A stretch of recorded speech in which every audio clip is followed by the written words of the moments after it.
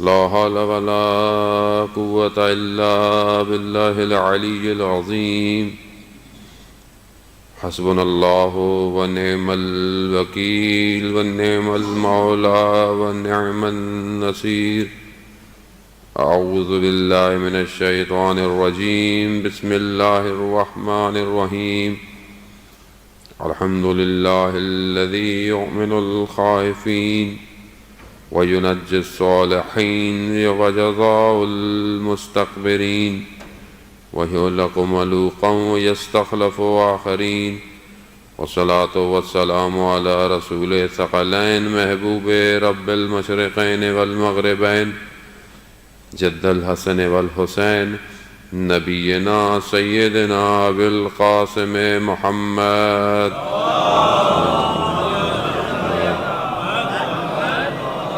وآلہ الطیبین الطاہرین المعصومین لا سیما بقیت اللہ فی الارضین. روحی و ارواحنا لتراب مقدم الفدا ولعنت اللہ علی اعدائهم اجمعین من الآن الى قیام یوم الدین. بسم اللہ الرحمن الرحیم. رب اشرح لی صدری ویسر لی امری واحلل عقدۃ من لسانی یفقہوا قولی. اما بعد فقد قال اللہ تعالی فی کتاب الحکیم والقرآن المجید.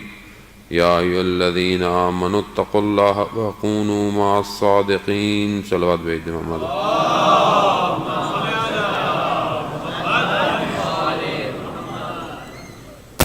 عزاداران مظلوم سید الشہداء، ماہ رجب اپنے اختتام کی طرف رواں دواں ہے، مگر اسی ماہ رجب کے اختتام میں ایک عشق کا سفر ہے جو ابتدا ہو رہا ہے.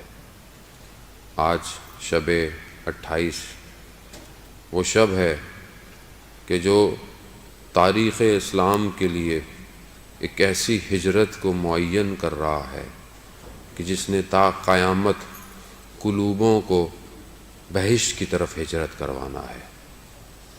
خوب امام کا ہجرت کرنا کوئی مادی مقصد نہیں تھا. خود امام نے اپنے اقوال میں اس کو بیان کیا کہ میں کس ہدف کی خاطر مدینہ چھوڑ رہا ہوں. مدینہ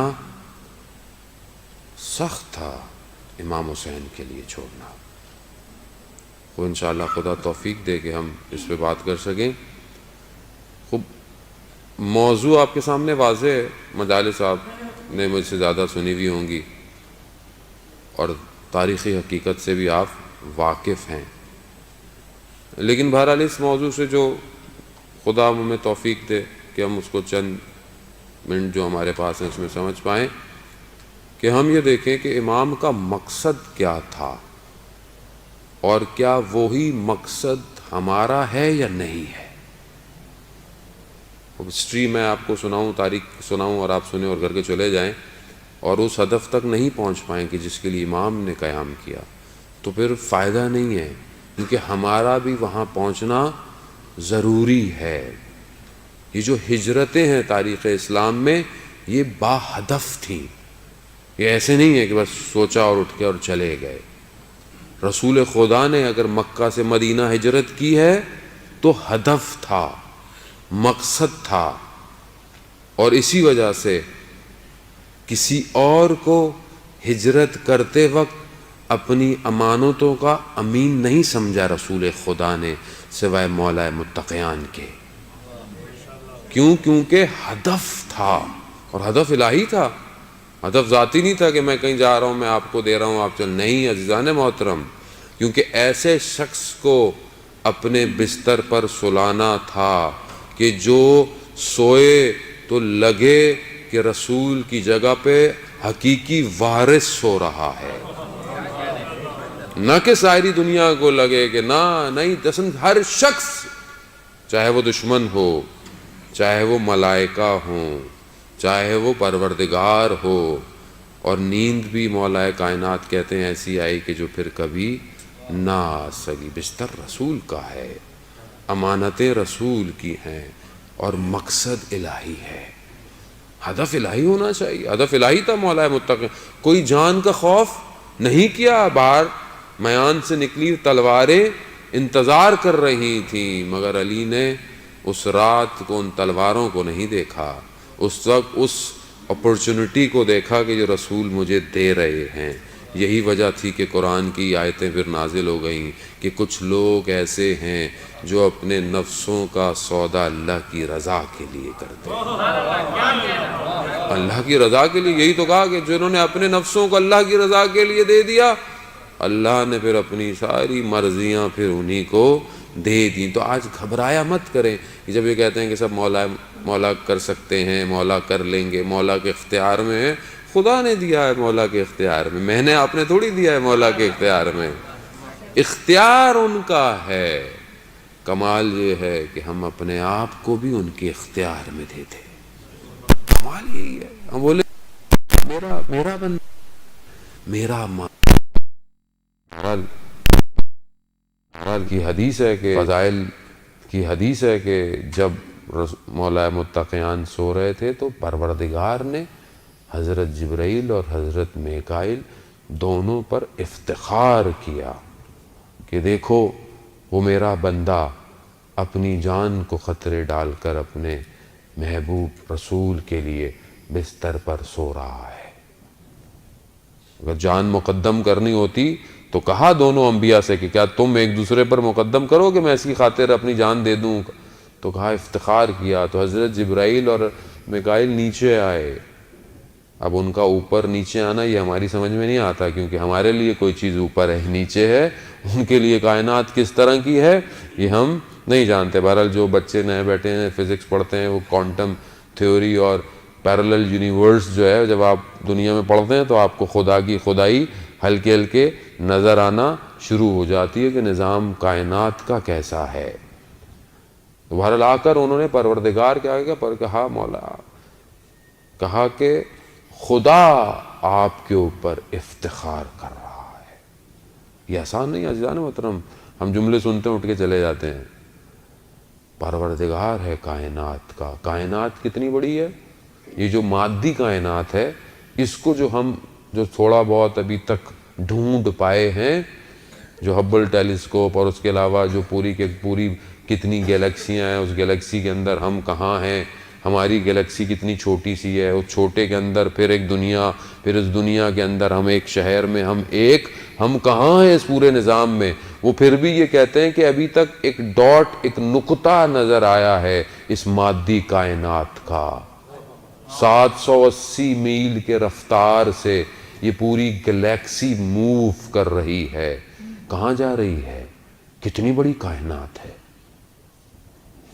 جب اس کو دیکھتا ہے تو بڑا بڑا مفکر اور سائنسدان مجبور ہو جاتا ہے کہ کوئی اس کائنات کا ناظم ہے، اور وہ ناظم جب ایک ذات پر افتخار کر رہا ہو۔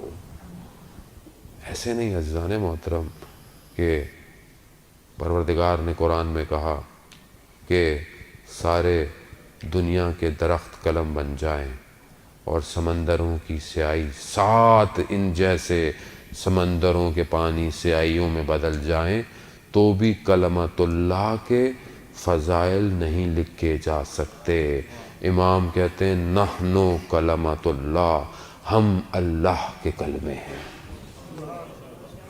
ان کا ذکر سننے آئے ہیں آپ، کوئی کسی چھوٹی ہستی یا کسی بڑے پریزیڈنٹ یا کسی کوئن یا بادشاہ کے ذکر سننے نہیں آئے ہیں، آپ ان کے ذکر سننے آئے ہیں کہ جو پیدا ہوتے ہیں تو ملائکہ اپنی نجات کے لیے اپنے پروں کو ان کو جھولوں سے مس کرتے ہیں۔ ان کی یعنی ہم اپنے آپ کو سمجھیں، ہم چھوٹے نہیں ہیں عزیزان محترم، یعنی ملائکہ انتظار کر رہے ہوں جن کے لیے۔ آپ امام کی رخصتی سننے آئیں، بہرحال ولادتیں ہیں انشاءاللہ، فضائل ہم اس میں توفیق ہوگی تو بیان کریں گے، یعنی اپنے آپ کو چھوٹا نہ سمجھیں، ہدف بڑا ہونا چاہیے زندگی کا۔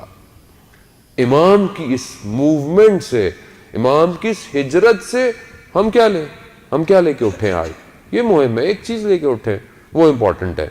امام نے ہجرت کیوں کی امام خود کہہ رہے ہیں کہ میرا ہدف کیا تھا؟ اپنے نانا کی امت کی خاطر میں نکلا ہوں، اس کی اصلاح کی خاطر کہ صحیح ہو، امر بالمعروف کی خاطر. اور میری زندگی میں اصلاح ہے، میری زندگی میں اپنی اصلاح ہے. میری زندگی میں اگر اپنی اصلاح نہیں ہے تو پھر میں خدا نہ خواستہ امام کے ہدف کے لیے میں اپنا قدم نہیں بڑھا رہا. ہجرت دو طرح کی ہیں. ایک ہجرت مادی ہے، یعنی آپ لوگ ماشاءاللہ ہجرت کر کے آئے ہوئے، اپنے گھروں سے، اپنے شہروں سے، اپنے ملکوں سے اٹھ کے آئے. کیوں آئے؟ وہ مادی، یعنی رزق کمانے کے لیے، تاکہ اپنے آپ کو کر سکیں، اپنی فیملی کو سپورٹ کر سکیں. خوب اسلام منع نہیں کرتا. اسلام حلال رزق اور نان نفقے کے لیے گھر سے نکلنے کو واجبات کہتا ہے. حتیٰ انسان رزق کے حلال کی تلاش سے راستے میں مارا جائے تو حق پہ مارا جاتا ہے، واجب ہے، لیکن حلال رزق ہو، حلال کے لیے ہو. لیکن اگر یہ ہجرت ایک نیک کام کے لیے تھی اور اگر واجبات چھٹ جائیں تو یہ مادیت پھر صرف مادیت رہ جائے گی. آج بہت سارے لوگوں نے ہم سے کہتے بھی ہیں، لوگوں نے ہجرتیں کی، یہاں سے نکلے، میں ملکوں کا نام نہیں لوں گا، خام خبر لوگ بعض اوقات برا مان جاتے ہیں. ویسٹ چلے گئے، یورپ چلے گئے، ملک چھوڑ دیے. کیوں؟ کیونکہ لائف اچھی ہو سکے، زندگی اچھی ہو سکے، بچوں کو اچھا سپورٹ کر سکیں. لیکن جب وہاں گئے تو اس نظام میں ایسے پھنسے کہ خود پھنس گئے، اور جس مقصد کے لیے گئے تھے وہ فوت ہو گیا. مقصد کیا تھا؟ کہ بھی اولاد کو کریں گے، اور اولاد کہاں گئی؟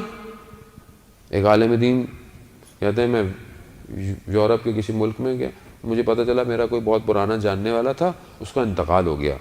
تو میں ان کے ڈھونڈ ڈھانڈ کے دوسرے شہر میں کہیں ان کے گھر پہنچا، اور میں نے ان کے بچوں کے ساتھ کے تعزیت کروں یہ وہ. تو میں نے کہا کہ والد محترم کی قبر کہاں ہے، میں جا کے فاتحہ پڑھ دوں. کہا قبر؟ کہا ہم نے تو باپ کو جلا دیا. کہا جلا دیا؟ کہتا ہاں، وہ ہم دیکھتے تھے یہاں زیادہ تر رہنے والے کچھ لوگ وہ اپنے مردوں کو جلا دیتے تھے، ہم نے جلا دیا. کیوں گیا تھا وہ؟ ان بچوں کی تربیت، ان بچوں کو رزق، ان بچوں کو اچھی زندگی. مگر کیا کریں گے ایسی زندگی کا جس میں دین نہ رہا؟ صاحب میں تو صبح شام محنت کرتا ہوں، میں یہ کرتا ہوں. عزیزان محترم، دال کھا لے آدمی لیکن برکت ہونی چاہیے، برکت چاہیے. کم گھنٹے کام کرے لیکن چند گھنٹے اپنی اولاد کو دے. اولاد کو دینے کا ٹائم نہیں ہے آج کسی کے پاس. آپ اپنے ہدفوں کو بلند کریں، آپ اپنے ٹائم کو یوٹیلائز کر کر اتنا ٹائم نکالیں کہ جس کے لیے آپ محنت کر رہے ہیں. میں نے ایک شخص کی وائس نوٹ سنا، بیچارہ جیل کے اندر ہے، مشکل میں ہے، پیسوں میں پھنس گیا کسی ملک میں. اس نے اپنے گھر والوں کو بولا جو گھر پراپرٹی میں نے خریدی وہ بیچ کے میرا قرضہ پورا دیں. گھر والوں نے کیا کہا؟ ایک ہی تو چھت ہے ہمارے پر، ہم اس کو بیچ دیں. باپ زندان میں ہے، اس لیے باہر گئے تھے، اس لیے ہجرت کی تھی. کس لیے ہجرت کی تھی؟ مگر اسلام کی ہجرتیں کس لیے تھیں؟ اسلام کی ہجرتیں اسلام کے لیے تھیں. وہ مکہ میں مشکلات تھی، مدینہ میں اسلام قائم کرنا تھا، بہترین ہو گیا. امام حسین نے اپنے جد کے، اپنی جگہ کو، اپنے سب کچھ جہاں تھا چھوڑ دیا. کس لیے؟ اسلام کے لیے. اب ٹھیک ہے آپ جائیں، اچھی جگہوں میں پڑھائیں، اچھی یونیورسٹیز میں پڑھائیں، سب کچھ دیں، مگر جب اس کے پاس آخرت نہیں ہوگی تو آپ اس دنیا کو کہاں لے کے جائیں گے؟ یہ دنیا تو ایک دن روئی کے گالوں کی طرح بکھر جائے گی، پہاڑ ریزہ ریزہ ہو جائیں گے، بڑی بڑی اسکائی اسکریپرز بلڈنگیں ہوا میں بکھر جائیں گی، سب فنا ہو جائے گا. مگر کیا یقین نہیں ہے؟ یا تو بولے میں یقین نہیں ہے، ہمیں اس پہ یقین نہیں ہے، یہی زندگی ہے، تو پھر ہم بحث ہی نہ کریں. لیکن یقین ہے، کیونکہ پھر بھی میں اپنی بلڈنگ بنانے میں لگا ہوا ہوں. عزیزان محترم، قبر بنائیں، وہ بلڈنگ ہے کہ جو ہم فیہا خالدون کو جوڑے گی. یہاں پہ میں رہ لوں دین نہ ہو. لیکن ایسا نہیں ہے, یہ کلی نہیں ہے کہ میں نے ایسے لوگوں کو بھی یورپ میں دیکھا کہ واقعاً جنہوں نے ہجرت کے اندر ہجرتیں کی, یعنی گویا وہاں گئے لیکن وہاں جا کر سختیاں جھیل کر اپنے گھروں کو امام بارگاہوں کے قریب رکھا. کیوں قریب رکھا؟ کہ کم از کم جمعرات کو بچہ دعائے کمیل سننے جائے گا, ہفتے اتوار کو مدرسے والے اسکول میں جائے گا. اور میں نے ایسے بچے دیکھے عزیزان محترم, ایسے بچے موجود ہیں جو وہیں پہلا بڑے بڑے وہیں کی یونیورسٹیز وہیں کا سب کچھ, مگر میں نے ان سے دیندار اپنے شہروں میں بھی ایسا بچہ نہیں پایا. کمال ہے. کیوں؟ کیونکہ انہیں سمجھ میں آ گیا کہ اگر یہاں بچانا ہے تو دین ہی ہے جو بچے کو بچائے گا. دین سے منسلک رکھو. اس لیے ہم کہتے ہیں بچوں کو لے کر آیا کریں مجلسوں میں, نہ چھوڑ دیں بچوں کو. بعض امام بارگاہوں میں بچوں کے لیے کنڈر گارڈن بنایا ہوتا ہے کہ بچوں کو یہاں چھوڑ دیں, وہ کنڈر گارڈن میں رہتا ہے, بڑا ہو کے کسی اور گارڈن میں رہتا ہے. وہ پھر یہاں بٹھائیں اس کو خوب شور مچاتا ہے, مچانے دیں. ایک دفعہ بیٹھے گا, 2 دفعہ بیٹھے گا, 4 دفعہ, اسے بھی ادب آ جائے گا کہ مجلس میں کیسے بیٹھتے ہیں. مگر مجھے اور آپ کو میرے والدین مجلسوں میں نہیں لے کے گئے تھے کیا؟ ہمیں نہیں آگے بٹھایا تھا کہ بیٹا بیٹھو جیسا بھی ہے؟ ہمیں تو نہیں پتا تھا, ہمیں تو نہیں پتا ہوتا تھا. مجھے یاد ہے میں چھوٹا سا تھا, ایک مجلس میں بیٹھا ہوا تھا, میں رو رہا ہوں آگے بیٹھا ہوا, مجھے ذاکر نے اٹھا لیا وہاں سے, نہیں پتا اس کا وہی اٹھانا میرے لیے یہاں بیٹھنے کا مناسبت بن گیا. اٹھایا اس نے لوگوں کو دکھایا کہ یہ بچہ کیوں رو رہا ہے حسین کے لیے. میرا کمال نہیں ہے عزیزان محترم, ماں باپ کا کمال ہے. یہ ضروری ہے ذکر کو اور ان ایام کو بتاتے رہیں. ہم لوگ خود متدین لوگ, مسلمان لوگ, پتہ ہی نہیں ہوتا ہم لوگوں کو تاریخیں گزر جاتی ہیں. ہمارے ہاں جو ہے وہ بعض اوقات تاریخوں میں خوشیاں ہو رہی ہوتی ہیں, بعض ایام میں ہم ایک دوسرے کو برتھ ڈے وش کر رہے ہوتے ہیں. خدا کا خوف کریں کہ شہادت امام ہے. آپ کی میری برتھ ڈے کہاں ہے؟ یہ سال گرا تو سال گرا ہے, یعنی ایک سال گر رہا ہے, اس پہ خوشی نہیں منائیں, اس پہ روئیں کہ کیا کیا میں نے پچھلے سال اور اب میں کیا کر رہا ہوں. مولا متقیان حضرت علی ابن ابی طالب علیہ الصلوۃ والسلام, اللہم صلی علی کہ اگر تمہارا آج تمہارے کل سے بہتر نہیں تو تم خسارے میں ہو. خسارے میں ہوں میں اگر آج میرا کل آج سے بہتر نہیں ہے.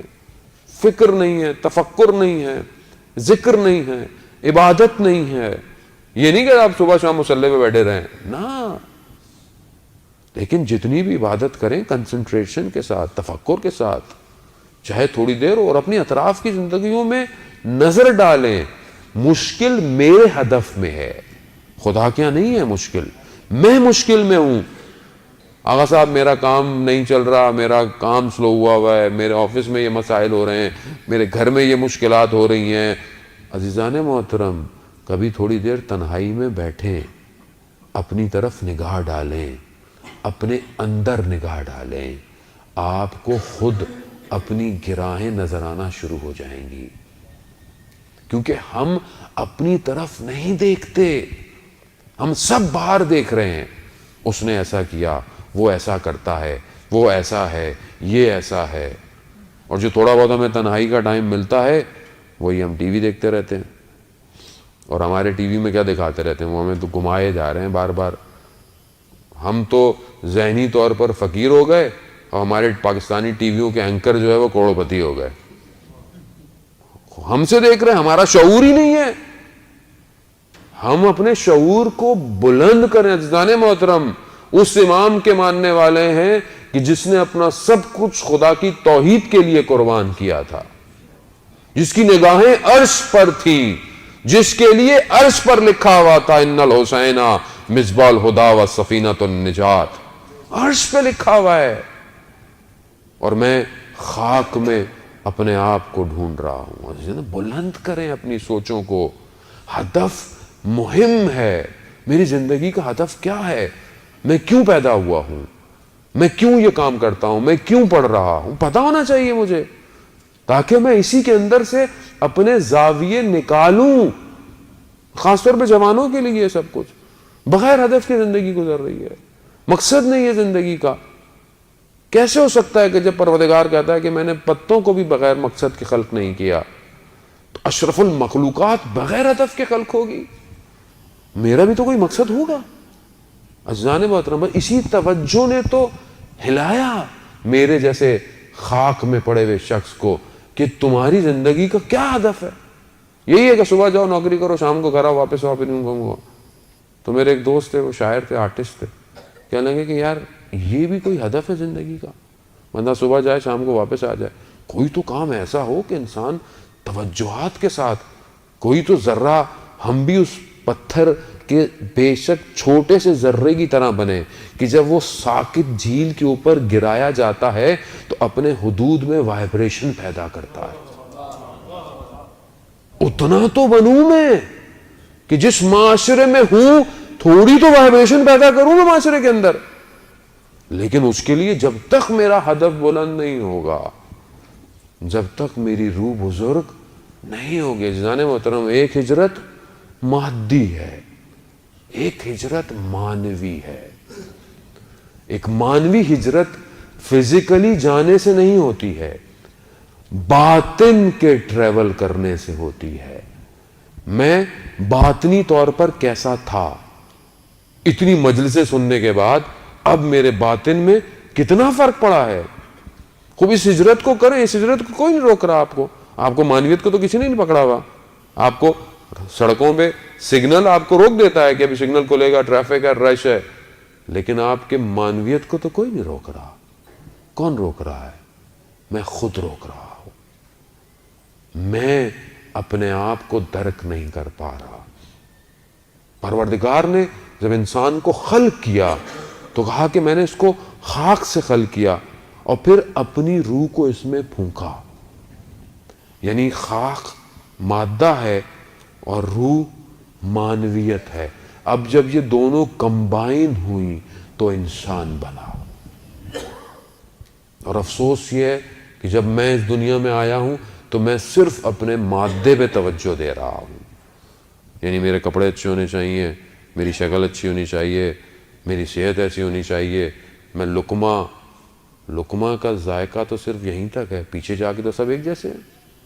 لیکن ساری میری کوشش کس پر ہے؟ کتنی میں نے کوشش کی کہ اس بدن کے ساتھ، ٹھیک ہے اس کا بھی خیال رکھنا ہے کیونکہ اچھا بدن ہوتا ہے تو روح کو اچھی اپلفٹ کرواتا ہے، لیکن کتنی میں نے روح کی خوراک دی، کتنا میری وہ روح پرواز کرتی اور حرکت کرتی، کتنا میں نے کام کیا. میں متوجہ ہوں بھی کہ نہیں ہوں، تو مجھے پتہ ہی نہیں ہے. میں تو اتنا مادے میں ہو گیا ہوں کہ مجھے پتہ ہی نہیں کہ روح ہے بھی یا نہیں ہے. اور جب اس روح کو صحیح خوراکیں نہ ملیں عزیزان محترم، تو پھر یہ روح اصل ڈاکٹروں کے پاس جانے کی بجائے عاملوں کے پاس جاتی ہے، جو ذائچے بنا رہے ہیں، رمل کر رہے ہیں، یہ تعویذ دے دو، وہ تعویذ دے دو. آج معاشرہ بھرا پڑا ہے اس سے. آج آپ کے معاشرے میں ذرا سا پاؤں سلپ ہو جائے کسی کا تو وہ کسی نے جادو کر دیا. فارغ بیٹھے ہوئے لوگ آپ کے اوپر جادو کرنے کے لیے. معاشرہ ایسا ہو گیا ہے. روح کو کہیں نہ کہیں تو جانا ہے، جب اس کو صحیح جگہ نہیں ملے گی تو وہ، اور سب نے اپنی دکانیں بہترین بنائی ہوئی ہیں. ایک ایک پتھر جو ہے لاکھوں کروڑوں کا بیچ دیتی ہے پبلک. یہ پہن لیں آپ کی زندگی گئی. سوچیں آپ اشرف المخلوقات پتھروں کا محتاج ہو گیا. وہ سنت ہے پہننا، جو مولا نے کہا اس کو پہنیے، سنت ہے. مومن کی نشانیوں میں سے عقیق پہننا، وہ مومن کی نشانی بنے، نہ کہ غلامی بن جائیں کہ یہ ہوگا. مول صاحب پتھر پہنے کیا ہوگا پتھر؟ میں نے کہا ہمیں تو خود نہیں پتا. مول صاحب پتھروں کی شناخت ہے آپ کو؟ میں نے کہا انسان کی شناخت ہے، پتھروں کی شناخت تو ہمیں بھی نہیں آتی ہے. بھائی پہن لیں، نہیں یہ بتائیے وہ بتائیے، اس میں بال آ گیا ہے کیا ہے. دنیا آسمانوں پہ، وہ اسپیس ایکس کا جو مالک ہے وہ روڈ سٹار ٹیسلا کو اسپیس پہ بھیج رہا ہے. 2027 میں اس کا کانوائے مارس پہ جا رہا ہے. لوگ ٹکٹ خرید رہے ہیں اس کا. تو میں نے بعض جگہ بولا، میں نے بھی اس کو بولا میرے لیے بھی ایک ٹکٹ خرید لے بھائی. میں نے کیوں؟ میں نے کہا یہاں کی پبلک کو تو میری باتیں سمجھ نہیں آتی، شاید مارس میں ہی کوئی سن لے ہماری باتیں. وہ ہم تو یہیں گھسے ہیں، یہ کیسے ہوگا وہ کیسے ہوگا. باہر آئے عزیزان محترم، یہ ہدف زندگی ہے، ثواب ہے. بہت سارے پتھر ثواب ہے پہننا، در نجف ثواب ہے پہننا. پھر وہ پہنے. جوتے کیسے ہوں، فلانا کیسا ہو، یہ کیسا ہو. 1400 سال بعد قوم یہیں پھنسی ہوئی ہے. کیسے پرواز کرے گی یہ؟ کہاں پرواز کرے گی یہ؟ آنے والا کائنات کا امام ہے. کائنات کا امام ہے کہ جس کے لیے کائنات ہاتھ میں ہے. صرف یہ معذرت کے ساتھ رضویہ انچولی اور الہ آباد اور لکھنؤ پہ امام نے نہیں آنا ہے کہ ہم سمجھ رہے ہیں کہ یہ ہمارا امام ہے. کائنات کا امام ہے. وہ پتا ہے کہ ان کو پتا تھا کہ لوگ مارس پہ بھی جائیں گے، وہاں پہ بھی امامت ان کے اوپر آئے گی. امام وہی ہے. یہ تخیلات نہیں ہیں عزیزان محترم. گاڑیاں ہوا میں اڑیں گی، اڑ رہی ہیں. آپ کے یہاں تو 220 میں ٹیکسی بننے والی ہے، ٹیسٹ ڈرائیو بھی ہو گیا اس کا. ہوا میں فضا میں چیزیں جائیں گی، سب جائے گا. میں کہاں پرواز کر رہا ہوں یہ مہم ہے. کیا میرے حدود اس مادے میں پھنسے ہوئے ہیں یا نہیں؟ میرا وجود ملکوت میں پرواز کرنا چاہتا ہے. ایک عارف بزرگوار کہتے ہیں کہ میں اماموں کے علاوہ باقی حرموں میں نہیں جاتا تھا، امام زادے یا صاحب کے. میں سمجھتا تھا صرف فیض جو ہے وہ ائمہ کے حرم سے ہی ملتا ہے. وہ ایک دن کہتے ہیں میں مدائن کی طرف، وہ جو کسرا کا وہ جو قلعہ تھا وہاں دیکھنے چلے گئے تو جا کر رکے تو حضرت سلیمان فارسی کی قبر جو تھی وہ قریب میں تھی.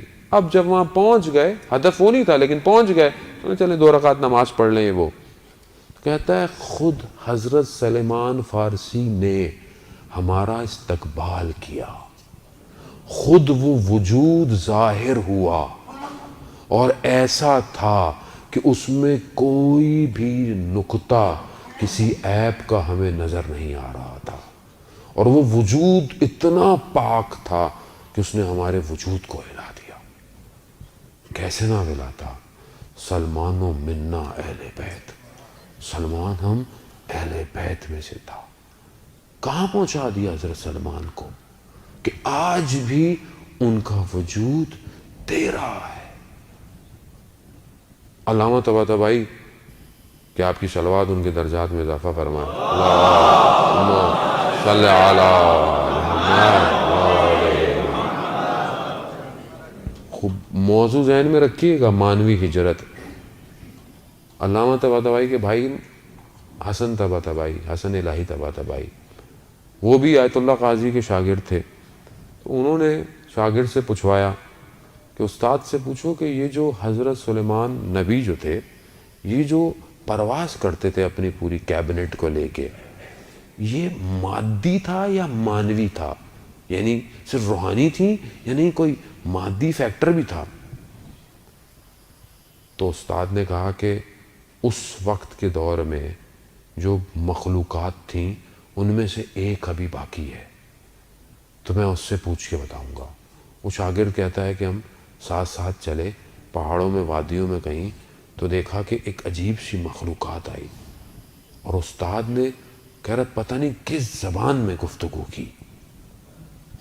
پھر واپس آئے، کہا کہ میں نے اس سے پوچھا، یہ اس وقت موجود تھا. اس نے کہا کہ پروردگار نے ہوا کو حضرت سلیمان کے لیے تسخیر کیا ہوا تھا، ہوا کنٹرول میں تھی، اسی لیے اس ہوا کے کنٹرول کے ساتھ وہ اس ہوا پر پرواز کرتے تھے. عالم دین ہے. اور یہی تو تھا آیت اللہ قاضی کا دعویٰ کہ میں وہ سوالات جانتا ہوں جو ظہور کے وقت امام زمانہ سے کیے جائیں گے. مانوی پرواز ہے. میں کتنی پرواز کرتا ہوں مانوی؟ کتنی لیئرز لگی ہوئی ہیں جن کو میں بریک کر رہا ہوں، جو میری رکاوٹ ہیں. میں خود مسئلہ ہوں عزیزان محترم. اپنے رزق کے لیے میں خود رکاوٹ ہوں، اپنے معاملات کے لیے میں خود رکاوٹ ہوں، اپنی اولاد کی تربیت کے لیے میں خود رکاوٹ ہوں، اپنے گھر میں اخلاق کے لیے خود میں رکاوٹ ہوں. کب میں اپنی صفائی کروں گا؟ کیسے کریں؟ مولانا صاحب نمازیں تو پڑھتے ہیں، روزے بھی رکھتے ہیں، یہ بھی کرتے ہیں، وہ بھی کرتے ہیں، کیا کریں؟ مجھے پتا ہے بہت میں اٹھوں گا تو پھر میرے پاس میسج آنا شروع ہو جائیں گے، کیا کریں یہاں پہ آپ ہی بتائیں. ظاہر ہے ہم ہی بتائیں گے اور کون بتائے گا. اگر ہم نہیں بتائیں گے تو ایک جگہ مجلس پڑھنے کا 13 مجلسیں پڑھنی تھی. پہلی مجلس میں ہم نے بولا کہ کچھ سوال کے جواب ہیں ہم یہ بتائیں گے لیکن ہر روز آنا پڑے گا، اور پبلک ہر روز آتی رہی. ہم نے بولا آخری دن بتائیں گے. آخری دن بہت مجمع رش پڑ گیا. بہرحال وہ تو ہم نے جو بھی ان کو بتایا نہیں بتایا، لیکن ذہن کو کہ بھائی سوالوں کے جواب آپ کے اپنے پاس ہیں. میں آپ کو نہیں بہتر جانتا، آپ خود اپنے آپ کو بہتر جانتے ہیں. آپ بہتر جانتے ہیں آپ کی مشکل کیا ہے. میرا ہدف صرف نشاندہی کرنا ہے. میں صرف نشاندہی کر سکتا ہوں کہ یہ مشکل ہے. مشکل کو خود ڈھونڈیں. خوب آئیے دیکھیے خدا کیا چاہتا ہے اس ہدف تک پہنچنے کے لیے. صلوات بھیج دیں محمد والے محمد.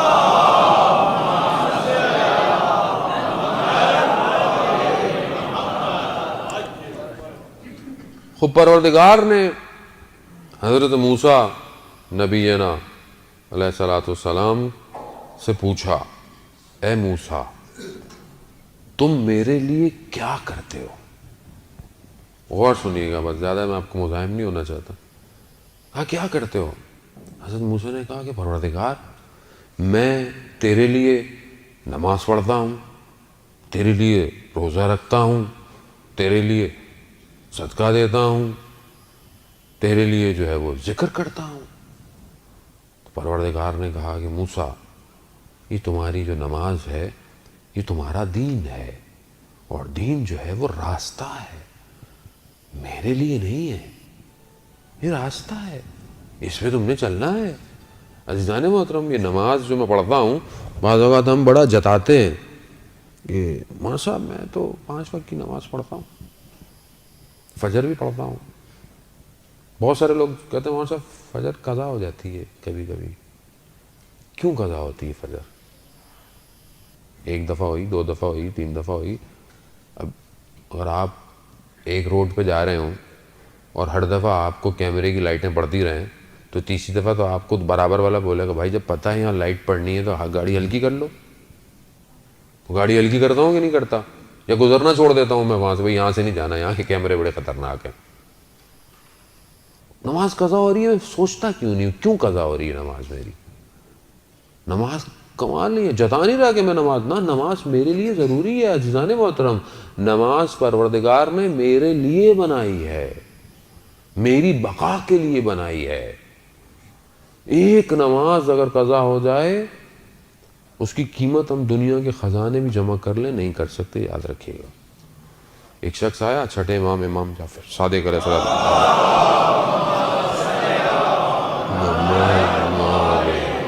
امام کی خدمت میں آیا کہ مولا میں سفر پہ تجارت پہ جانا چاہتا ہوں، استخارہ دیکھیں. استخارہ برا آیا، بد آیا. کچھ عرصے بعد واپس آیا، کہا کہ ابن رسول اللہ آپ نے تو کہا تھا برا آیا لیکن مجھے تو اس تجارت میں بڑا فائدہ ہوا، بہت پروفٹ ہوا. تو امام نے کہا کہ فلانے دن فلانے روز فلانی جگہ فجر کی نماز چھوٹ گئی تم سے؟ کہا ہاں. کہا سارے خزانے جمع کر لو، اس فجر کی نماز کی قیمت ادا نہیں کر سکتے. بعض اوقات ہمارا اٹھنا، ہمارا بیٹھنا، رات کی محفلیں فجر کی نماز کیا کرتی ہے؟ گئی. ساری رات بیٹھے میں باتیں کر رہے ہیں، ٹی وی دیکھ رہے ہیں، میچ دیکھ رہے ہیں، یہ کر رہے ہیں وہ کر رہے ہیں. فجر آئی تو تھوڑی دیر سو لیتے ہیں، گئی فجر. تو وہ بلے شاہ کہتے ہیں کہ راتیں جاگن شیخ صداتاں، راتیں جاگن کتے. کہتے ہیں رات کو شیخ بھی جاگتے ہیں، رات کو کتے بھی جاگتے ہیں. چلوے بلیا یار منا لے، بازی لے گئے کتے. کہا یہ رات کو جاگتے ہیں، صبح شیخ دنیا کے کاموں میں مصروف ہو جاتے ہیں، مگر کتا رات کو اپنے مالک کے گھر کی حفاظت کرتا ہے اور صبح آ کر اس کے دروازے پر بیٹھ جاتا ہے. چلوے بولیا یار منا لے. عزیزان ساری رات گزر گئی اور جب ایک سجدے کا وقت آیا تو میں خواب غفلت میں تھا. ایک شہید نے اپنی وصیت نامے میں اس کی جب ڈائری ملی تو اس نے لکھا ہوا تھا کہ میری زندگی کا سب سے تاریک دن وہ تھا کہ جب میں اٹھا تو سورج نکلا ہوا تھا. کتنی میری زندگی کے تاریک دن ہے عزیزان محترم. میں نہیں کہہ رہا خدا نا، میں اپنے آپ کو کہہ رہا ہوں کہ میں یہ نماز تو راستہ ہے میرے لیے. یہ راستہ نہ ہو تو میں تو تباہ اور برباد ہو جاؤں گا. یہ 5 وقت کے سجدے نہ ہوں تو میں تو غرور تکبر میں پڑ جاؤں گا، کیونکہ میں کسی کو سجدہ ہی نہیں کر رہا. میں سجدہ کروں گا تو مجھے میری اوقات نظر آئے گی کہ میں ہوں کیا. اسی لیے پروردگار کو ساری عبادتوں میں سب سے بہترین عبادت کے سب سے بہترین جز میں سب سے بہتر سجدہ لگتا ہے. اسی لیے اس نے سب سے پہلے جب اپنے امر کو جاری کیا تو کہا کہ آدم کو سجدہ کرو. سجدہ. اسی لیے سید الشہداء نے سجدے میں اپنے آپ کو پروردگار دیا. اسی لیے مولا کائنات نے کوفہ کی مسجد کے اندر سجدے میں ضربت کھائی. بتایا دنیا کو کہ دیکھو سجدہ مہم ہے اور ہم خود مخلوق ہیں اس کی، اسی لیے اس کو سجدہ کر رہے ہیں. سجدہ کریں عزیزان محترم. خوب وہ آگئی تو نماز تمہارے لیے. اگر روزہ تو جہنم سے بچنے کی سپیر ہے، شیلڈ ہے. روزہ جو رکھتے ہیں ہم، جہنم کی آگ سے ہمیں روزہ بچاتا ہے. یہ جو آپ روزے رکھ رہے ہیں کہ انشاءاللہ مستحبات روزے بھی آپ کے لیے بہترین ہے اور واجبات تو ویسے بھی رکھنے ہوتے ہیں. بچوں کو عادت ڈالیں. نہیں ابھی تو چھوٹا ہے، ابھی تو چھوٹی ہے. 9 سال میں بالغ ہو جاتی ہے عزیزان محترم. 8 سال سے اس کو روزہ رکھانے کی عادت ڈال دیں. کل کو جب وہ بڑی ہوگی، اس کی قضائیں ہوں گی، اس کو سمجھ نہیں آئے گا تو قصور کس کا ہوگا؟ وہ تو روزے قیامت بولے گی میرے ماں باپ نے مجھے تعلیم نہیں دی روزہ رکھنے کی، میں تو رکھ سکتی تھی. نہیں ابھی تو چھوٹی ہے، یہ ہے وہ ہے، ابھی تو بچہ یوں ہے. نماز میں آیا تو بھگا دیتے ہیں بچوں کو ہم سامنے سے، سجدے گاہ لے کے بھاگ جاتا ہے. تو ایک آپ ہاتھ میں رکھ لیں جب بچہ بھاگ رہا ہے بار بار. اس کو پڑھنے دے، محبت دے، ماحول بنائیں. افطاری کا، سحری کا نہیں بھی رکھتا اٹھائیں، اسے پتا ہو کہ یہ کیا ہے. ہمیں ایسے ہی رکھوائیں روزے مگر آپ لوگوں نے ایسے نہیں رکھے کہ سب گھر والے اٹھتے تھے، حتیٰ پڑوسی بھی اٹھتے تھے. ہمیں یاد ہے ہم چھوٹے ہوتے تھے، ہم پڑوسیوں کے گھر چلے جاتے تھے کیونکہ گھر میں ماحول بنایا ہوا ہوتا ہے افطار اور سحر کا. ماحول بنائے. تو کہا یہ تو موسیٰ جہنم کی آگ سے بچانے کے لیے میرے لیے. کہا صدقہ تو جو دیتا ہے دنیا میں وہ قیامت میں اس کے اوپر سایہ ہوگا. پھر اس کے لیے کہا ذکر نور، ذکر تو نور ہے جو اس جگہ پر کام آئے گا. عزیزان محترم یہ واقعہ میں پہلے بھی آپ کی خدمت میں شیخ عباس قمی کا بیان کر چکا ہوں. پچھلے دن ہم نے استاد سے تھوڑا سا اس میں کچھ تبدیلی کے ساتھ سنا. کہتے ہیں کہ 2 قزوین کے طالب علم تھے، مشہد مقدس میں پڑھتے تھے. پرانی بات ہے، اس ٹائم لائٹ فائٹس اتنی نہیں ہوتی تھیں. ایک شمع گلیوں میں روشن کی جاتی تھی اور رات تک وہ شمع، اس کا جو تیل ہوتا تھا وہ ختم ہو جاتا تھا. تو وہ کہتے تھے کہ ہم جہاں رہتے تھے ہم نے یہ عہد کیا ہوا تھا کہ ہم اپنے مدرسے سے، مشہد میں مولا کا حرم ہے، ہم فجر وہیں پڑھیں گے. تو کہتے وہ 10 منٹ کا راستہ صبح کے وقت اتنا اندھیرا ہوتا تھا کہ برابر والا نہیں دکھائی دیتا تھا. ہم دیوار کے سہارے پکڑ کر آدھے گھنٹے میں حرم پہنچتے تھے. کہتے ایک دن ہم رات کو اس طرح نکلے جانے کے لیے تو ہم نے دیکھا کہ دور سے کوئی نظر آ رہا ہے. جہاں برابر والا نظر نہیں آتا تھا وہاں سے کوئی شخص چلتا ہوا نظر آ رہا ہے. اس کے وجود سے کوئی نور نکلتا تھا اور پھر بجھ جاتا تھا، پھر نور نکلتا تھا، پھر بجھ جاتا تھا. جیسے ہی قریب دیکھا تو وہ کوئی اور نہیں تھا، وہ شیخ عباس قمی تھے جو سبحان اللہ لا الہ الا اللہ کہتے تھے تو ان کے وجود سے نور نکلتا تھا. شیخ عباس قمی جانتے ہیں نا کون ہے؟ مفاتیح الجناح. کہ جو دعاؤں کی زیارتوں کی کتاب ہے، آج ہر گھر میں، آج ہر مسجد میں، آج ہر موبائل میں مفاتیح الجناح موجود ہے۔ اس بندے کا اخلاص تھا جس کی کتاب آج پوری دنیا میں موجود ہے، شیخ عباس قمی۔ ذکر ایسا کیا کہ وجود کو نورانی کر دیا۔ بار ہمارے استاد کہتے ہیں پھر بھی یہ نور پھر بھی دنیاوی نور ہے، قیامت کا نور کچھ اور ہے۔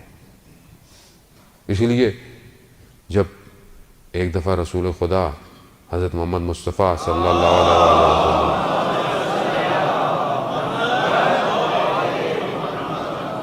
جب اپنی بیٹی کے گھر آئے تو دیکھا بیٹی بڑی پریشان ہے۔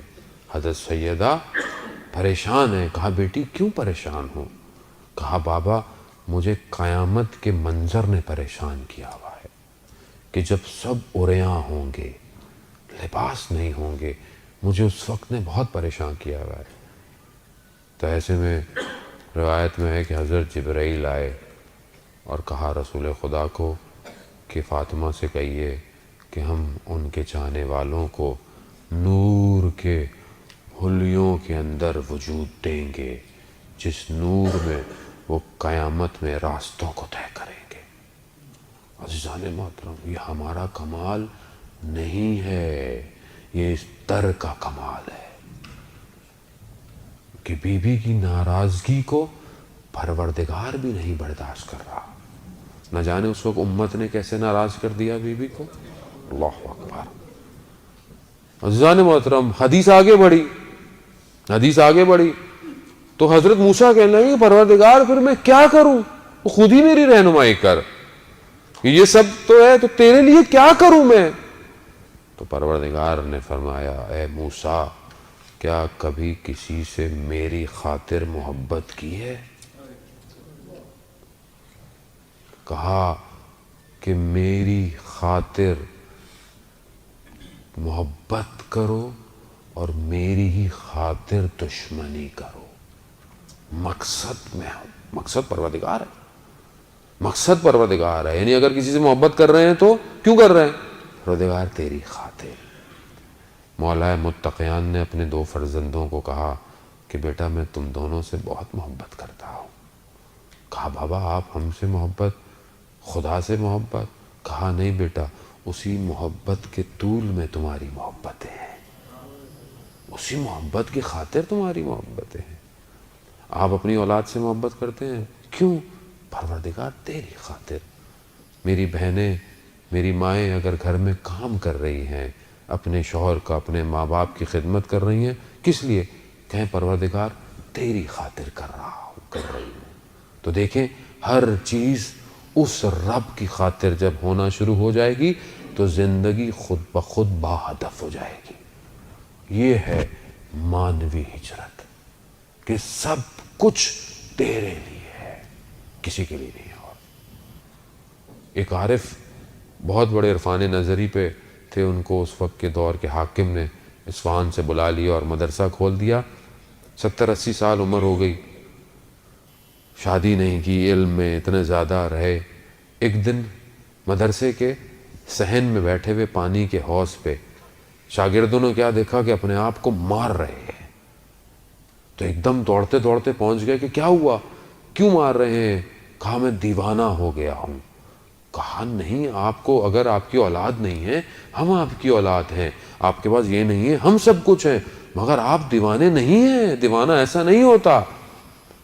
کہا نہیں میں دیوانہ ہو گیا ہوں۔ کہا میں نے ابھی یہ بیٹھ کے سوچا کہ کون سی چیز ہے جس کی میرے دل میں محبت ہے، تو میں نے دیکھا نہ مجھے شہرت سے محبت تھی، نہ مجھے شہرت سے محبت ہے، نہ مجھے مال و دولت سے محبت تھی، نہ میری اولاد نے مجھے کسی اور چیز سے محبت تھی۔ تو میں نے دیکھا کہ مجھے تو کسی چیز سے محبت نہیں۔ تو مجھے اچانک سے میرے دل سے آئی کہ تمہارے پاس چند کتابیں ایسی ہیں کہ اگر کوئی ان کو ہاتھ لگا لے تو میں ناراض ہو جاتا ہوں۔ 80 سال کہہ رہا ہے میرے گزر گئے، میں دیوانہ نہیں تو اور کیا ہوں کہ جو چند کتابوں کی محبت پہ اس محبت کو۔ میرے آپ کے دل میں بھی ایسے ہی ہے محترم، بعض اوقات چھوٹی چھوٹی چیزوں سے، کتنی ایک کامن مثال ہے ہمارے گھر کے اندر، بچے سے کوئی گلاس ٹوٹ جاتا ہے، کتنا ہم واویلا کر دیتے ہیں اس کو، کتنا ہم اس کو سرزنش کرنا شروع کر دیتے ہیں، یہ کیا کیا تم نے، تمہیں پتا نہیں تھا، یہ سیٹ کیسا تھا، موبائل ذرا سا بچے نے یوں پھینک دیا، کیا کرتے ہیں ہم؟ یعنی اس کی قیمت اس اولاد سے زیادہ ہے۔ یہ پریکٹیکل ہے عزیزان محترم، ذرا سا کچھ بچہ لائن مار دے کہیں پر، ہم اس کی زندگی کو خراشیں مارنا شروع کر دیتے ہیں، کیونکہ ہماری محبتیں انہی چیزوں میں ہیں، مادیت میں ہے، ہمیں نہیں ہو پائی آج تک پروردگار سے محبت اپنے۔ وہ خدا کہاں ہے میری زندگی میں؟ کتنا میں اپنے رب سے باتیں کرتا ہوں، مگر امام حسین نے اپنے رب کی خاطر مدینہ نہیں چھوڑا۔ آپ مجھے بتا دیں اگر کوئی اور چیز ہے آپ کے ذہن میں یا تاریخ کی کتابوں میں، یا کوئی چیز کے پروردگار کے سوا کسی چیز کے لیے امام حسین نے مدینہ چھوڑا ہو۔ آپ مدینہ میں امام حسین کے چھوڑنے پر تو گریہ کریں، اور آپ اپنی کوئی بھی چیز خدا کے لیے چھوڑنے کو تیار نہیں ہوں، تو میرے سے زیادہ دو روح کا انسان کون ہے پھر؟ میں چھوڑ ہی نہیں رہا چیزوں کو پروردگار کی خاطر۔ پروردگار، خدا، عشق صرف الہی ہے، یہ سب مجازی عشق ہے، یہ سب فنا ہو جائیں گے۔ اس لیے تو عرفا جو تمثیل بیان کرتے ہیں لیلا اور مجنو کی، کہ جب لیلا مر رہی تھی تو اس نے اپنی ماں کو بولا کہ مجنو آئے میری قبر پہ تو اسے کہنا کہ اس سے محبت کرے کہ جس کے چہرے نے کبھی مرجھانا نہیں ہے۔ ہم سب نے فنا ہو جانا ہے، ہر چیز فنا ہو جائے گی۔ آج کیا چیز ہے ہمارے پاس؟ کون تھا؟ کتنے ہمارے لوگ چھوڑ کے چلے گئے، کتنوں کو ہم نے یاد کیا آج تک؟ سلام ہو میرا امام پر کہ جو نہج بلاغہ میں ارشاد فرماتا ہے کہ تعجب ہوتا ہے مجھے انسان پر کہ ساری اپنی زندگی کی صحت پیسہ کمانے میں خرچ کر دیتا ہے، اور پھر اسی پیسے کو اپنی صحت کو بچانے میں خرچ کر دیتا ہے، اور زندہ ایسے رہ رہا ہے جیسے کبھی اس نے مرنا ہی نہیں ہے، اور جب مرتا ہے تو ایسا تھا جیسے کبھی زندہ ہی نہیں تھا۔ تعجب ہے، میں نہیں سمجھ پا رہا اپنے آپ کو عزیزان محترم، میں کب باقی ہوں کہ جب میں اپنے آپ کو اس پر فنا کروں گا۔ جب تک میری فنائیت اس فنا فی اللہ نہیں ہے میں باقی نہیں ہوں۔ آیت اللہ قاضی رضوان اللہ تعالیٰ علیہ کے بیٹے بتاتے ہیں کہ آخری وقت میرے والد محترم کا سینہ سیاہ ہو گیا تھا، عطش عطش عطش کرتے تھے، یعنی پیاس پیاس، اور پانی پیتے تھے تو پیاس بجھتی نہیں تھی۔ کہا کہ جب دنیا سے گئے تو اصل لقاء اللہ ہوا اور وہ پیاس بجھ گئی۔ میں کتنا انتظار میں ہوں کہ پروردگار میں تجھ سے ملاقات کرنا چاہتا ہوں۔ میں کتنی مقصد انسان کیا ہے؟ وما خلقت الجن والانس الا لیعبدون، کہ میں نے انسان اور جن کو خلق ہی نہیں کیا مگر سوائے اپنی عبادت کے۔ عبادت کیا ہے؟ بندگی ہے، عبودیت ہے، میرے بندے بنو، میرے غلام بنو، نہ کہ اپنے نفس کے خواہشات کے، نہ سٹیٹس کے، شہرت کے، گاڑی کے، گھر کے، موبائلوں کے غلام بنو، میرے غلام بنو۔ میں کتنا غلام ہوں اپنے پروردگار کا، اور میں مولا کا ماننے والا ہوں، مگر میں نے آج تک مناجات امیر المومنین کھولی بھی نہیں ہوگی کہ جس میں میرا مولا کہہ رہا ہے مولا یا مولا انت المولا وانا العبد وهل يرم العبد الا المولا۔ اے میرے مولا تو میرا مولا ہے، تو میرا مالک ہے، میں تیرا بندہ ہوں، مگر کیا تو رحم نہیں کرے گا جبکہ تو میرا مولا اور میں تیرا بندہ ہوں۔ مولا یا مولا انت الرازق انا المرزوق وهل يرم المرزوق الا الرازق۔ تو رازق ہے، میں مرزوق ہوں، رزق چاہنے والا ہوں، مگر کیا تو رحم نہیں کرے گا جبکہ تو رازق ہے۔ عزیزان محترم، وقت نکالیں اپنے لیے، اس مانوی ہجرت کے سفر کو شروع کریں، ورنہ دیر ہو جائے گی۔ اور وہ جو آنے والا ہے وہ آپ سے آپ کی مانوی ہجرت مانگ رہا ہے۔ ایسے نہیں مدینہ چھوڑا امام حسین نے، سخت تھا امام حسین کے لیے مدینہ چھوڑنا۔ وہ مدینہ کہ جس میں امام حسین کو رسول اپنے کاندھوں پہ بٹھاتے تھے، وہ مدینہ کہ جس پر امام حسین اگر ذرا سا گرتے تھے تو رسول خدا خطبہ چھوڑ دیتے تھے، وہ مدینہ کہ جس میں رسول خدا سجدے میں اور امام حسین آ کر سجدے پر بیٹھ جاتے تھے تو وہی آتی تھی ذکر کو طلانی کر دو۔ کیا وجہ تھی؟ رسول خدا دنیا کو حسین کی عظمت دکھانا چاہتے تھے۔ موروثی حسین کو اس کے نانا کے شہر سے نکلنا پڑ گیا۔ یہ میرے آپ کے لیے سننا عزیزان محترم بڑا آسان ہے۔ تاریخ بتاتی ہے کہ کس طرح امام حسین علیہ السلام نے مدینہ چھوڑا ہے۔ کئی دفعہ اپنے نانا کے روزے پر گئے، اللہ اکبر، نہیں ہم تو پڑھ نہیں سکتے، نہ جانے کس طرح اپنے آپ کو اپنے نانا کی قبر پہ گرایا حسین نے، اور کیا کہا ہوگا، جملے آپ کے سامنے مقاتل کے اندر موجود ہیں۔ میں تو حال دل بیان کر سکتا ہوں کہ سوچو امام حسین نے کہا ہوگا کہ میرے نانا، کہ وہ مدینہ جس میں آپ نے مجھے سیر کرائی، وہ مدینہ جس میں آپ نے میری اتنی عظمت کو دکھایا ہوگا، آج آپ ہی کی امت نے مجھے مجبور کر دیا، نانا میں آپ کا شہر چھوڑ کے جا رہا ہوں۔ اور چھوڑ کے جانے والے کو یہ امید ہو نا کہ اس نے آنا ہے تو وہ دوسرے طریقے سے جاتا ہے، لیکن جس کو یہ پتا ہو کہ اب میں نے آنا نہیں ہے، اب میں جا رہا ہوں۔ یہ آپ اپنے شہروں سے گھروں سے آئے نا، اپنے والدین سے مل کے آئے ہوں گے، آپ کے بھی تو دنیا سے لوگ گئے بھی ہوں گے مرحومین، آپ قبر پہ بھی جاتے ہوں گے اور اپنے ماں باپ اپنے آبا و اجداد کی قبر پہ فاتحہ پڑھتے ہوں گے کہ انشاءاللہ خدا توفیق دے میں دوبارہ آؤں گا، اور آپ جاتے بھی ہوں گے۔ آپ کے جو عزیزی ماں باپ یا کوئی رشتہ دار ہوں تو آپ فوراً جا کر کوشش کرتے ہوں گے پہلے اپنے باپ کی قبر پہ جاؤں، پہلے اپنی ماں کی قبر پر جاؤں، کیوں؟ بہرحال میں بڑی دور سے سفر کر آیا ہوں۔ عزیزان محترم، آپ کو تو امید ہے، مگر میرے حسین کو یہ امید نہیں، قطعی یقین تھا کہ میں نے اب واپس نہیں آنا۔ تبھی تو روایتوں میں ہے کہ کئی دفعہ جانا ہوا اور اتنا گریہ کیا کہ غش کھا کر گر گئے۔ اللہ اکبر، اللہ اکبر، کس طرح میرے مولا اپنے نانا سے جدا۔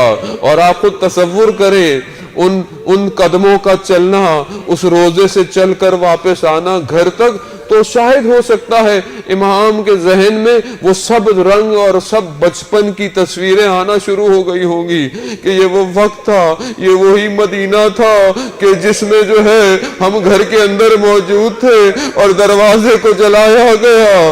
اللہ اکبر، ارے کس طرح کیا کیا یاد آتا ہوگا حسین کو، کتنی اس گلیوں سے محبت ہوگی حسین کو۔ نہ جانے جب کوچہ بنی ہاشم سے گزرے ہوں گے تو کیا سوچا ہوگا۔ میری تو ہمت نہیں سادات ہونے کی وجہ سے کہ میں اپنی ماں کی مظلومیت کو پڑھوں۔ ارے کوئی اپنی ماں کی مظلومیت بھی بیان کر سکتا ہے۔ میں امام زمانہ سے معافی مانگوں گا، مولا میرے اندر طاقت نہیں وہ بنی ہاشم کے واقعے بیان کروں۔ ہاں نہ جانے کس طرح امام حسین آئے ہوں گے، اس گھروں میں آئے ہوں گے، وہ وقت بھی یاد آیا ہوگا، وہ مدینہ بھی یاد آیا ہوگا جب بھائی حسن کے بدن کو تیروں سے پیوست لائے ہوں گے، نہ جانے تیر نکالنا یاد آیا ہوگا، اور کتنے وہ لمحات جو اپنے بھائی کے ساتھ گزارے وہ بھی یاد آئے ہوں گے۔ اجرکم اللہ عزیزان محترم، رو لیجئے، 28 رجب ابتدا ہے کربلا کی، اب آپ کا رونا شروع ہو گیا۔ میں اور آپ تو آج رو کر چپ ہو جائیں گے، ارے یہ اہل بیت آباد سے اپنے گھروں سے جو گئے ہیں، نہ جانے کس طرح چہرے دوبارہ نظر نہیں آئے مدینہ کو۔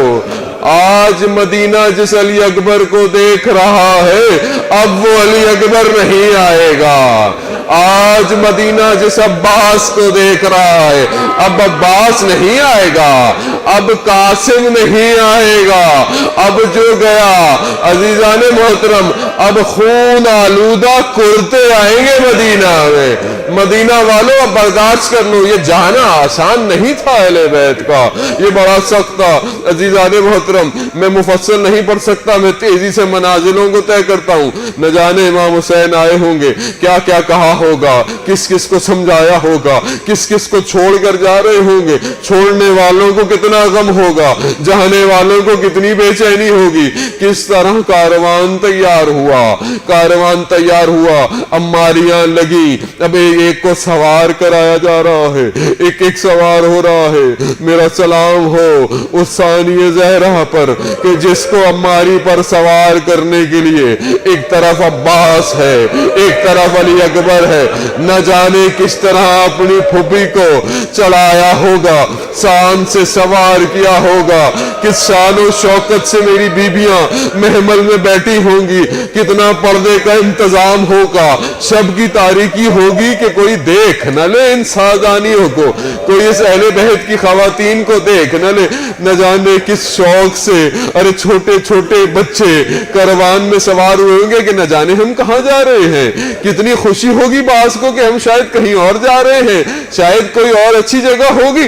مدینے والے تو جفا کر رہے ہیں، مدینے والے تو ظلم کر رہے ہیں۔ یقیناً بابا حسین کو جنہوں نے خط لکھے ہیں انہوں نے ہمارا بڑا اچھا انتظام کیا ہوگا، وہاں ہمارا بڑا خیال رکھا جائے گا، وہاں ہمیں پانی بھی ملے گا، وہاں ہمیں کھانا بھی ملے گا۔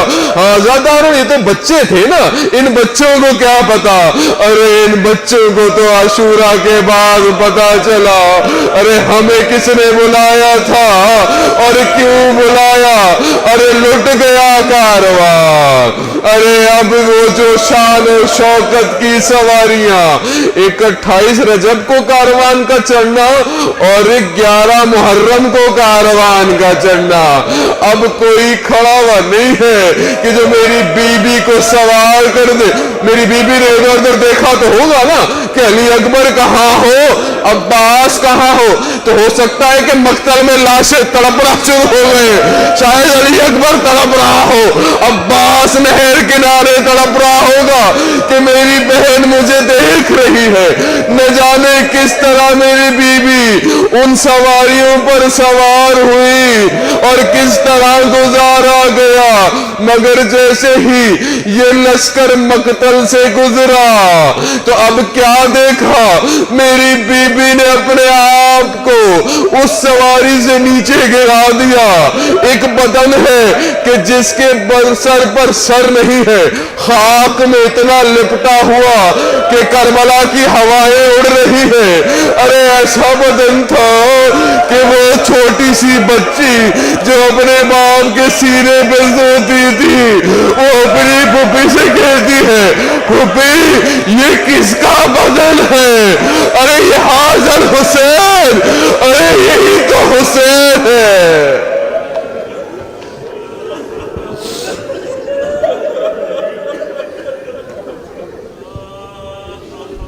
حضرکم اللہ۔ الا لعنۃ اللہ علی القوم الظالمین وسیعلم الذین ظلموا ای منقلب ینقلبون۔ پروردگار امام زمانہ کے ظہور میں تعجیل عطا فرما، ہمیں ان کے ناصروں ان کے مددگاروں میں شمار فرما۔ پروردگار جو پریشان حال ہیں ان کی پریشانیوں کو دور فرما۔ پروردگار جو بے روزگار ہیں انہیں رزق حلال عطا فرما، جو برسر روزگار ان رزق میں ترقی اور کشادگی عطا فرما۔ پروردگار جو بے اولاد ہیں حضرت علی اصغر کے صدقے میں انہیں اولاد صالح اور نیک عطا فرما۔ بہت سارے لوگ مریض ہیں اور کچھ کے آپریشنز ہو رہے ہیں، کچھ بستر پر ہیں، کچھ کینسر میں ہیں، کچھ لیور ٹرانسپلانٹ میں ہیں، کچھ کوما میں ہیں۔ پروردگار آج تجھے اپنے اس حسین کی روانگی کا واسطہ، پروردگار ان کو جلد سے جلد صحیح سالم اپنے گھروں تک پہنچا۔ پروردگار جتنے بھی لوگ اسیر میں ہیں، قیدوں بند میں ہیں، پروردگار اسیران کربلا کے صدقے میں جلد سے جلد ان کو رہائی عطا فرما۔ پروردگار دنیا میں جہاں جہاں بھی مسلمان مشکل میں ہیں، پریشانی میں ہیں، امام حسین کا واسطہ تجھے پروردگار ان سب مسلمانوں کی جان مال عزت آبرو کی حفاظت فرما۔ پروردگار جو بھی اس دنیا میں دین کی خدمت کر رہے ہیں، چاہے کوئی ایک شخص گیٹ پہ کھڑا ہوتا ہو، چاہے وہ کیمرے کے پیچھے کھڑا ہوتا ہو، چاہے وہ اپنی کوئی بھی ڈیوٹی دیتا ہو، نیاز بناتا ہو، گھر سے کسی کو لے کر آتا ہو، کسی بزرگ کو لے کر آتا ہو، چاہے وہ انتظامیہ ہو، چاہے وہ شخص ہو، چاہے وہ پولیس ہو، چاہے وہ اوقاف ہو، پروردگار جو بھی اس کار خیر میں اپنا حصہ ڈال رہے ہیں ان کی توفیقات میں اضافہ فرما۔ پروردگار جہاں جہاں بھی ماتم، عزاداری، نوحہ، منقبت، سلام ہو رہا ہے، پروردگار ان محفلوں کی تو خود اپنی حفاظت فرما۔ پروردگار ہماری ان محفل اور مجالس کو کوئی مقصد نہ دے سوائے اس مقصد امام حسین علیہ السلام کے، تاکہ ہم قیامت کے دن اپنے امام کے آگے پروردگار شرمندہ نہ ہوں کہ ہم مجلس محفلیں تو نام حسین پر کرتے تھے مگر مقصد ہماری اپنی ذات اور اپنی نفس تھی۔ پروردگار ہمیں نفس کی خواہشات سے امام حسین کے صدقے میں بچانے کی توفیق عطا فرما۔ پروردگار ہمارے جوانوں کو علی اکبر کی سیرت پر چلنے کی توفیق عطا فرما۔ ہماری ماؤں بہنوں کو بی بی سیدہ اور ثانیہ زہرا کی سیرت پر چلنے کی توفیق عطا فرما۔ ہمارے بوڑھوں کو حبیب ابن مظاہر کی سیرت پر چلنے کی توفیق عطا فرما۔ پروردگار ہمیں کوئی غم نہ دے سوائے غم حسین کے۔ پروردگار ہمیں زیادہ سے زیادہ ائمہ کی زیارات، حج اور عمرہ کرنے کی توفیق عطا فرما۔ پروردگار جو بھی حاضرین مجلس اپنی جائز خواہشات کو لائے ہیں، ان تیرے محبوب کے دروں کا واسطہ، اس امام حسین کا واسطہ کہ جس کی کشتی، جس کی نجات کی کشتی تمام کشتیوں میں سب سے تیز کشتی ہے، اس نجات کی کشتی کا واسطہ ان سب کی حاجات کو آج کی شب اپنی بارگاہ میں قبول اور مقبول فرما۔ آخر میں ایک دفعہ سورہ فاتحہ پڑھ کر تمام مومنین، مومنات، معرومین، اپنے معرومین، تمام علماء، تمام مراجع، تمام شہداء، معرومین کو اپنے مدد رکھتے ہوئے استاد سبت جعفر کی روح کو پڑھ کر بخش دیں۔ بسم اللہ الرحمن الرحیم، الحمدللہ رب العالمین الرحمن